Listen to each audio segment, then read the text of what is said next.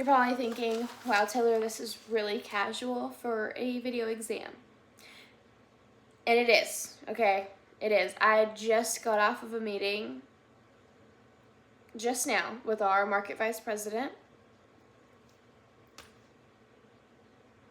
It is 11:45, and I really hope I get this turned in time. If not, I will take a 0.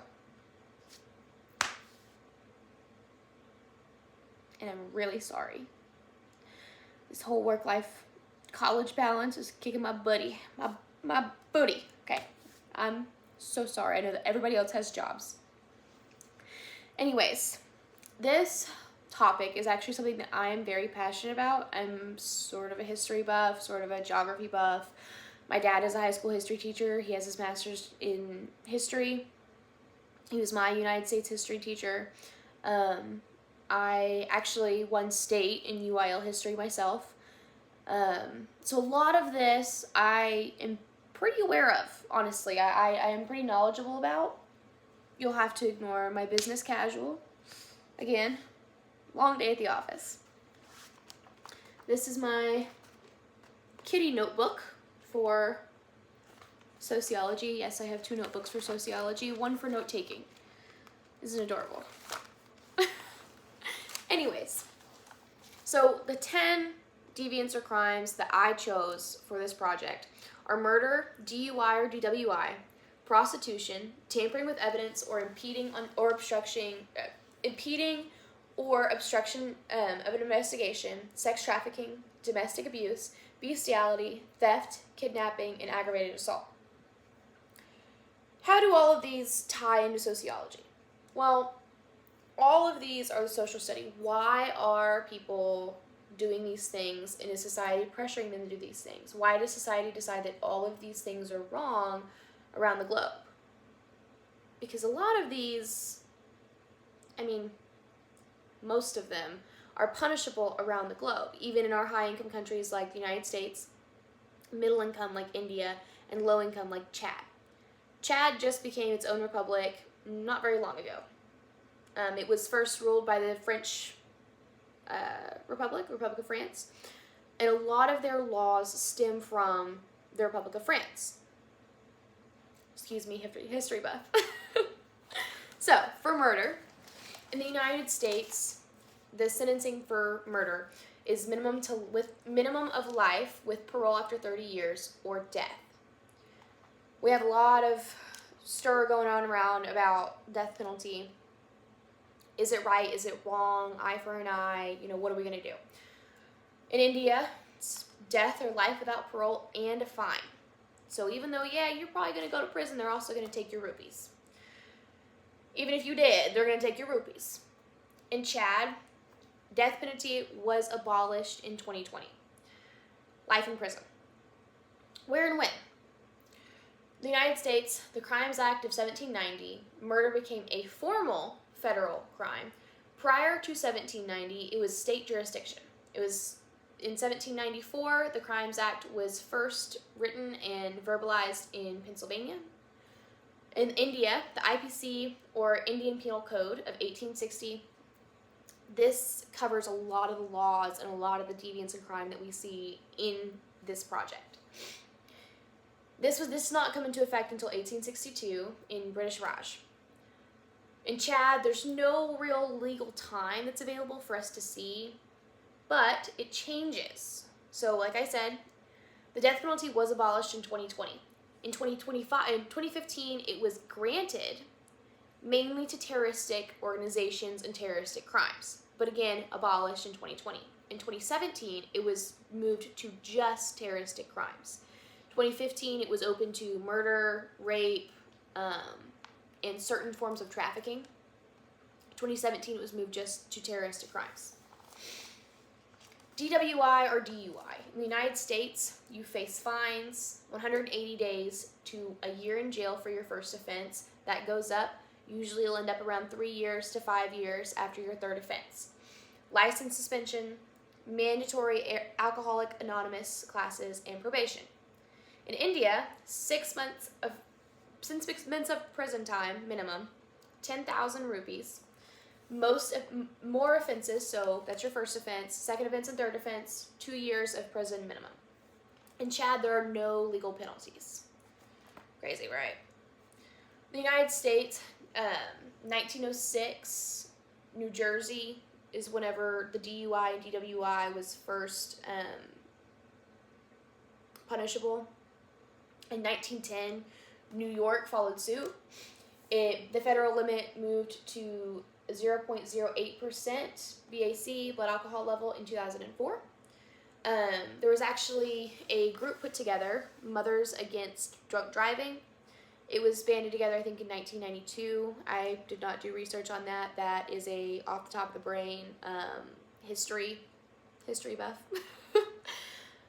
In India, Motor Vehicles Act of 1988, with a legal limit of 0.03% blood alcohol level. This is a national level.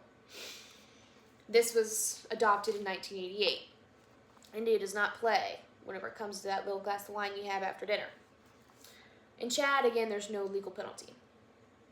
For prostitution in the United States, 6 months to a year, fines of up to $15,000. India, it's legal. But we'll get more into that in my choice of sex trafficking.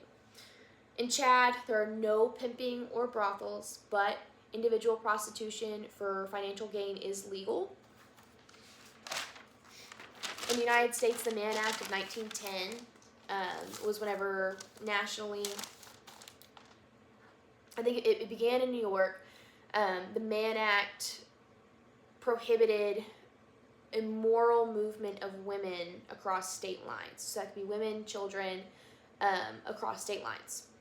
Brothels were criminalized in 1672 in Boston and Philadelphia. In Philadelphia, they were criminalized in 1699. Again, in India and in Chad, it's legal.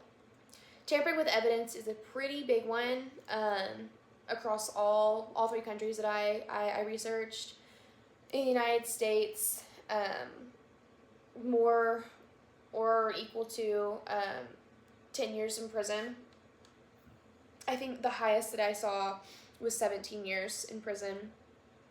In India, up to 7 years in prison and a fine. So again, yeah, you go to prison, they're going to take your rupees from you. Chad, it's not consistent. It's really more dependent on the offense. So what are you tampering with? Why are you tampering with it? Do you have a good reason to? Does it belong to you? Things like that. Chad, again, recently gained its own republic. Within the last 30 years. It's hard to come up with laws. Okay, look at the Bill of Rights. Look how many men it took to write the Bill of Rights. Those are the staples. Freedom of speech, right to bear arms, no quartering soldiers. Those are, bare minimum, The United States became punishable in 1948 in Boston. The United States, the Indian Penal Code, again, took effect in 1962. Section 204 is where this comes into effect. In Chad, again, it's not consistent. It's really dependent on the offense. But the French Civilization Code was adopted by Chad in 1967 while they were still a Republic of France. Sexual trafficking in the United States, ages 14 to 17, it's a minimum of 10 years to life. Under 14, it's a minimum of 15 to life. Same goes for forcible sexual trafficking. It's 15 years to life. In India, it's 7 years to life. I noticed that there is a lot of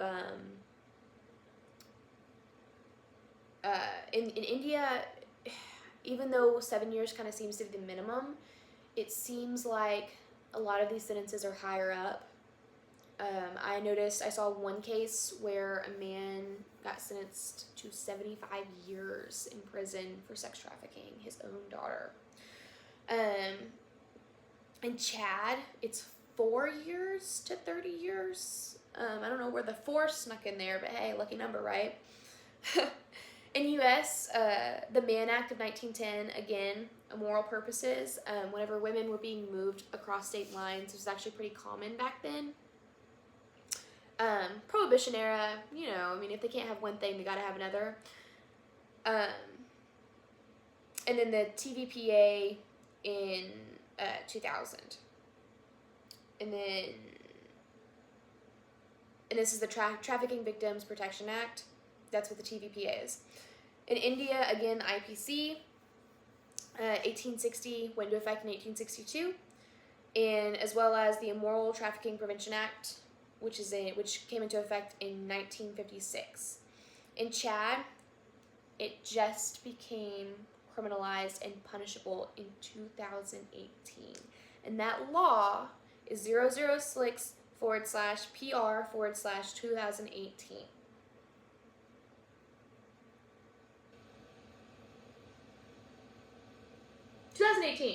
That's like 7 years ago.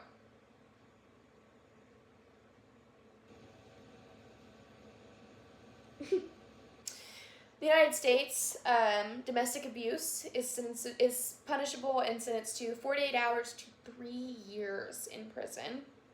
In India, it's up to 3 years and a fine. Again, you're in jail, they're still going to take your rupees. In Chad, 6 months to 3 years. The United States, the Violence Against Women Act was just put into effect in 1994. I'm 19, okay? I was born in 2006. Whenever I learned that men could still beat their wives in the 80s, in the early 90s, my mom told me that, you know, she had friends that got married while they were sophomores in high school, and their husbands were beating them whenever they got home from high school. And it wasn't illegal. Okay. Cool. Sorry. In India, it became punishable in 2005. But prior to that, in 1983, there was actually a movement started called Husbands Against Relatives. So this tried to limit the amount of abuse that husbands could enact on their relatives. So this wasn't actually really their wives. It was more of sons, brothers, nephews, grandparents, that sort of thing. The Indian culture is really beautiful. In the Indian culture, a lot of times the grandparents will actually move in with their children, with their adult children who have their own families once they get to a certain age. And apparently back before 1983, husbands were just beating the crap out of their, sorry for saying crap, but apparently husbands were just beating the crap out of their mothers and father-in-laws. But it didn't become illegal until 2005. Again, that's 20 years ago. And in Chad, this is the worst one. I'm gonna hold your hand whenever I tell you this. January 4th of 2025.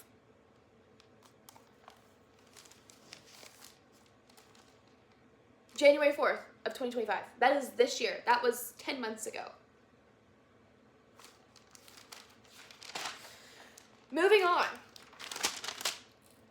Bestiality. Oh, this is a fun one. I'm so sorry, but this is a fun one. The United States, it is state law. For example, Georgia, it's 1 to 5 years. But also, 1 to 7 years is the national average for bestiality in the United States. That's a sentence, national average. India gets a little bit better. It's life or 10 years and a fine. So if you don't have the rupees to pay up, well, sorry. In Chad, there is no legal bestiality offense. Hide your donkeys, hide your chickens, and hide your cats whenever you go to Chad. In the United States, it became a felony in 2019, and in 2010, it was nationally recognized as being criminalized. In India, it was criminalized a long time ago in the Indian Penal Code, 1860. Again, put into effect in 1862. Chad. Hide your donkeys. Hide your chickens. Hide your cats. Hide your wife, too, apparently. Just kidding. There's no legal bestiality offense. Theft. In the United States, you could serve up to 1 year and a fine. In India, it's 3 years and a fine for property So cars, tablets, electronics, those sorts of things, it's up to 7 years.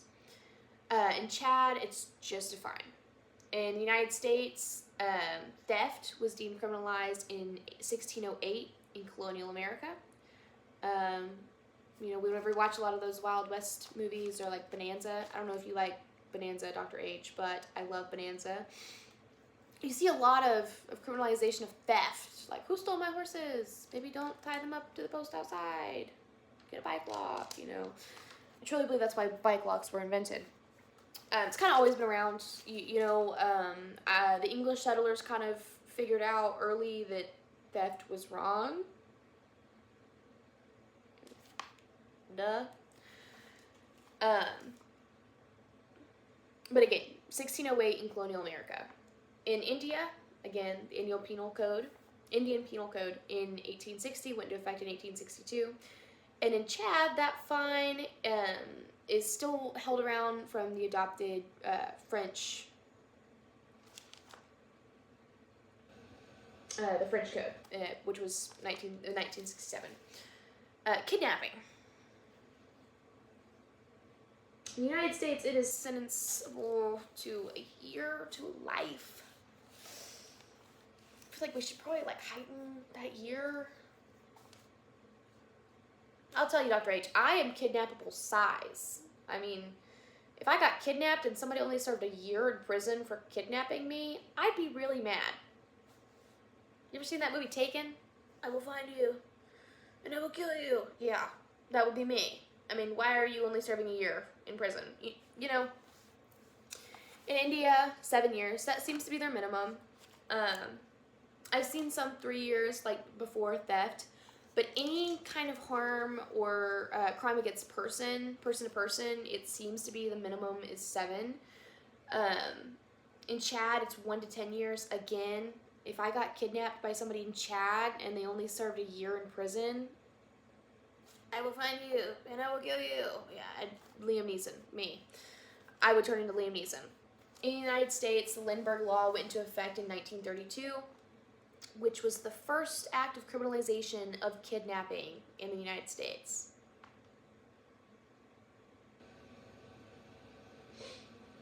If I was a woman in 1931, I would have invented the taser myself. The world is scary, okay? In India, it was again, this is something that's covered by the IPC, the Indian Penal Code, 1862, excuse me. And again, in Chad, this is part of the French Colonial Code of 1967. Aggravated assault in the United States, it's punishable by 1 year to life. In India, it is 20 years to life.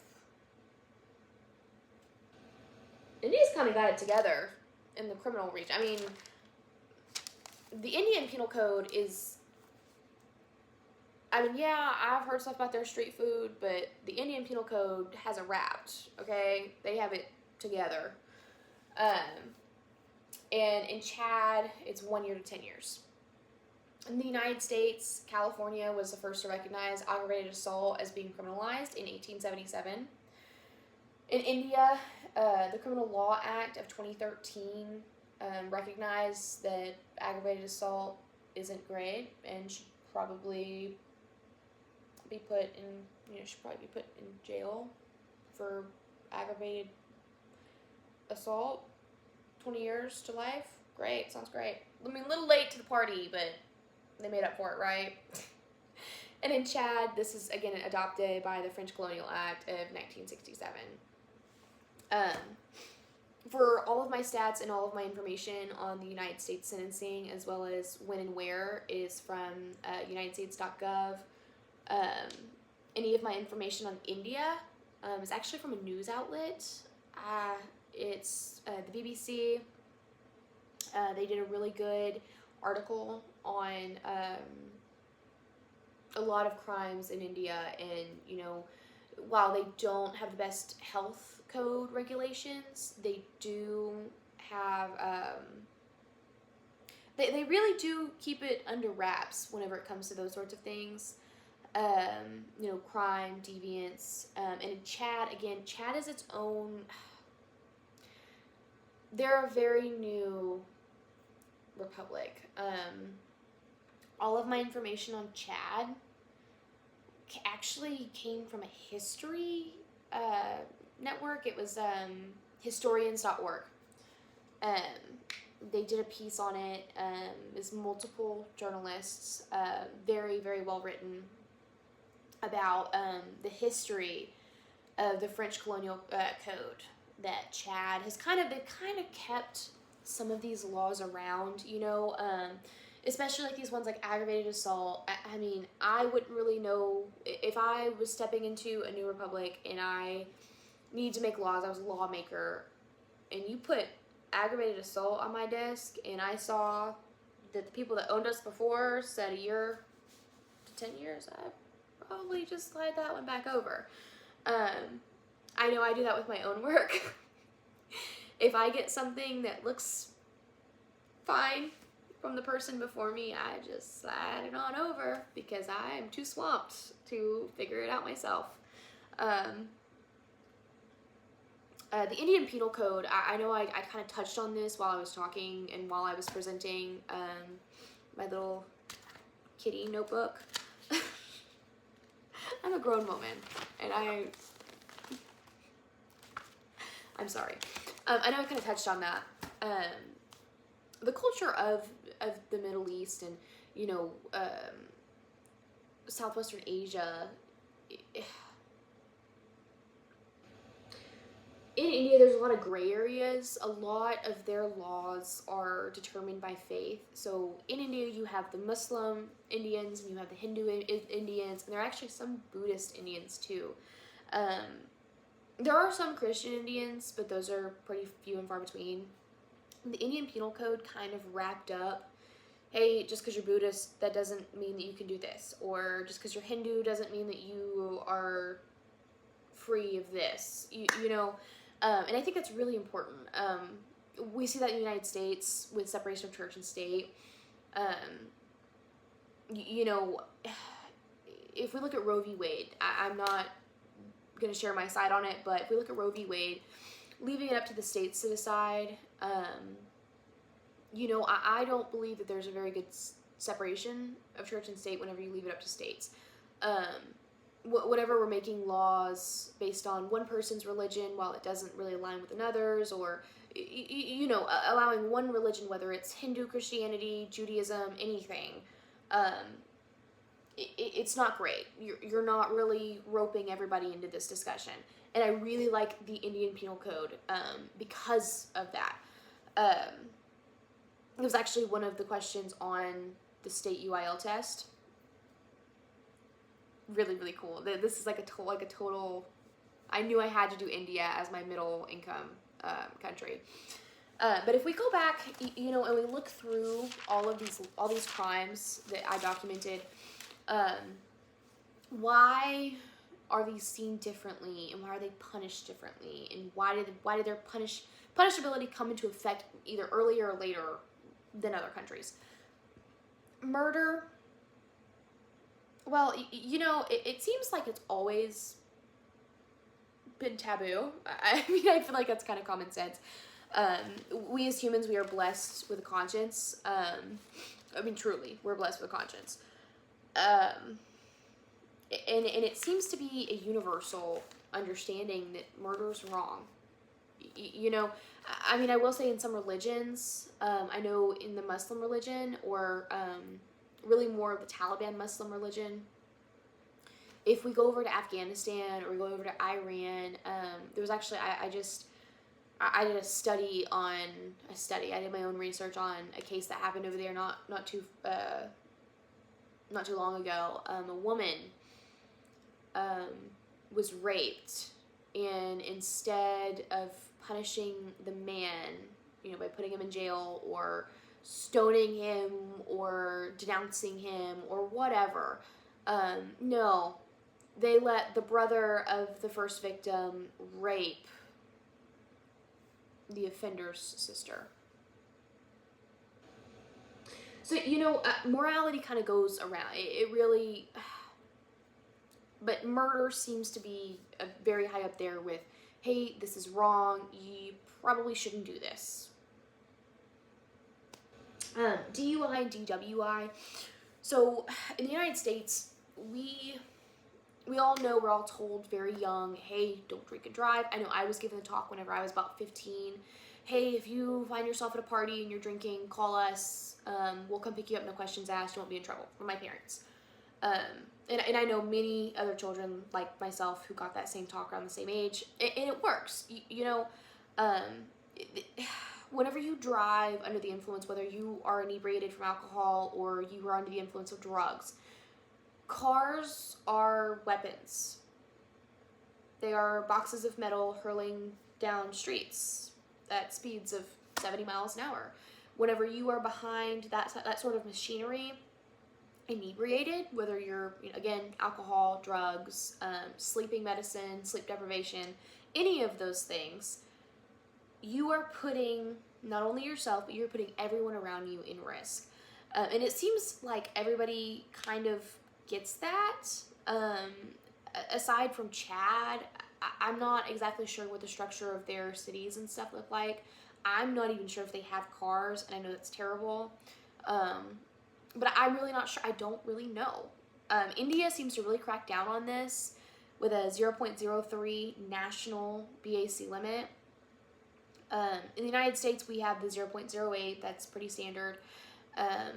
In India, I don't even know if I would trust going out to have a glass of wine with my friends, And I appreciate that. We, as a country and as individuals, I'm sure you probably know someone who has lost their life to drunk driving, and don't let me assume, but I know I've lost multiple people to drunk driving. And it's actually the reason I chose that. It's terrible, and it kind of seems like everybody gets that, Prostitution is one that I cannot believe is legal in India or Chad. The individual prostitution is legal. In the United States, it is illegal, because a lot of women,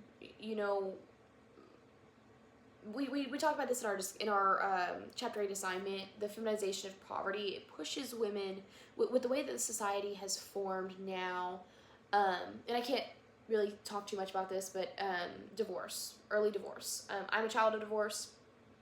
I know that my mother struggled. My mother worked 12-hour days, 14-hour days. She worked 2 hours from home. We never got to see her for a very long portion of my life, because she was a single mom, and she refused to be poor, and now she does great for herself. That's wonderful. Whenever you make things like prostitution illegal and you make it punishable, you now there's less of an incentive to go be a prostitute as a mother. In the United States, we see a lot of violence from outside of the home entering into the home, especially with single mothers. It's terrible. In Chad, no pimping or brothels. That's cool. America learned that, hey, we probably shouldn't have brothels pretty early on. That was criminalized in 1672, in Boston and in Philadelphia, 1699. The other two, it's legal. Tampering with evidence, whenever or the obstruction or impediment of a criminal investigation, it seems like everybody takes that pretty seriously. Whenever you have an investigation going on, a lot of the time it's somebody else's life on the line, if not more than one person's life's on the line. I know that actually at my high school, one of our basketball coaches got arrested for this, and he is in prison. It's sad, very sad, but you don't mess with people's lives like that. You just don't, and that seems to be a very common structure and a common ideation and understanding. Sex trafficking, it, again, seems to be very, very similar and common ideation. Hey, let's not move women around, or men, anybody. Let's not move anybody for sexual pleasure around against their will. just like the Mann Act of 1910 with immoral purposes, do not move men, women, and actually that was updated. It's not written in my notes, but it was actually updated in 1943, and was moved from girls, so children, women who are girls who are children, and women across state lines for immoral purposes to anyone. You are not to move men, women, children, boy or girl across state lines for immoral purposes in regards to sexual trafficking. Domestic abuse seems to be pretty universal aside from India and Chad. I mean, India, again, a lot of these things are cultural aspects. I mean, especially India. Like I said earlier, you have these cultural norms where in Indian families, again, the mother is usually the mother-in-law of will move in. So like a husband's mother will move in after her husband dies, and they are not to get remarried in grievance, and they are really just to live with that family until they die. And in India, apparently, it was pretty common for those husbands to act on violence against their relatives, which is crazy. But hey, Chad, 2025, come on. Bestiality is, I'm still stuck on, I researched this on my lunch break today. I really dug deeper into this no legal offensive bestiality today on my lunch break. I did this a long time ago, earlier this week, but I really sat down and I really wanted to know why is there no legal bestiality offense? Why? Couldn't find anything. Which is concerning, and there's a lot of talk and chatter online between different communities saying, hey, why is this not an offense? Why is there no legal punishment for this, But, even in the United States, it just now becoming a felony in 2019, that I was in high school in 2019. I was going into high school in 2019. In 2010, it was officially criminalized and officially recognized as being criminalized.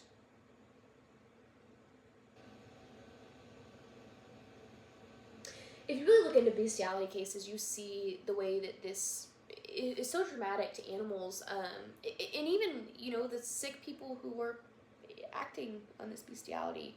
It's a very sick and traumatic experience for both parties, and I can't believe that it's not recognized earlier or more. Thankfully, India wrapped that up in their 1860 IPC Pact. Theft, again, it's one of those that's kind of just always been around. It poses a threat, to character and integrity. And if we go back in history, go back in time, it was less of this fiscalist and like money and tangible ideation whenever it comes to laws, the way we think. It really comes down to integrity and character, because in this time there are no security cameras to save you. There is no social media. Nobody has phones out all the time saying, hey, look what this guy just did, or hey, look what this guy just didn't do. So it seems like, especially in colonial America, the Brits and the colonizers, the colonial Americans, had kind of caught on, and it was really less about the physical and materialistic side of things. It was really just, hey guys, maybe let's not do things that make us bad people. And then really and truly, that's the only modern way I know how to explain it. Maybe let's not do things that make us bad people. Kidnapping, this seems to be a pretty universal thing. However, in the United States, it just became a law in 1932 with the Lindbergh Law.